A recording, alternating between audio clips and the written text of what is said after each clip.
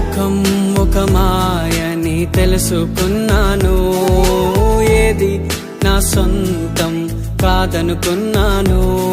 ఈ లోకం ఒక మాయని తెలుసుకున్నాను, ఏది నా సొంతం కాదనుకున్నాను. తప్పిపోయిన కుమారుని నేనైతే, నా కొరకై నిరీక్షించే తండ్రి నా యేసు. తప్పిపోయిన కుమారుని నేనైతే, నా కొరకై నిరీక్షించే తండ్రి